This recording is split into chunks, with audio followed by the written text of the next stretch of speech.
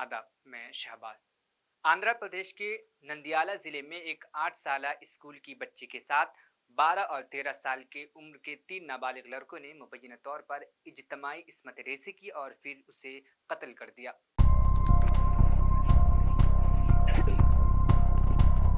हिरासत में लिए गए तीनों नाबालिग मुलजिमीन ने पुलिस को बताया कि उन्होंने लड़की की लाश को नहर में फेंक दिया है। यह वाक़या आंध्र प्रदेश के अमरावती से 300 किलोमीटर दूर मुचम्मरी में पेश आया, लेकिन लड़की की लाश अभी तक बरामद न हो सकी है। क्लास 3 की तालिबा इतवार से लापता है और इसके वालिद ने मकामी पुलिस स्टेशन में उसकी गुमशुदगी की इत्तला दी थी।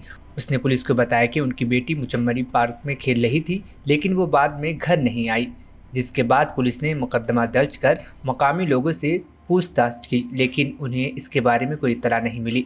पुलिस ने बताया कि सूंघने वाला कुत्ता उन्हें 3 नाबालिग लड़कों तक पहुंचाया।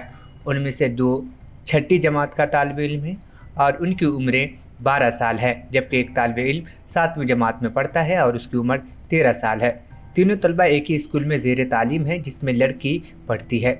पूछताछ के दौरान नाबालिगों ने लड़की के इस्मत रेज़ी और कत्ल का इल्ज़ाम कबूल कर लिया है। पुलिस ने कहा है कि मुलज़िमीन ने पुलिस को बताया कि उन्होंने लड़की को पार्क में खेलते हुए देखा और उसके साथ खेलने लगे। इसके बाद वो लड़की को मुचम्मरी डैम के करीब एक वीरान जगह पर ले गया, जहां उन्होंने उसकी इस्मत रेज़ी की।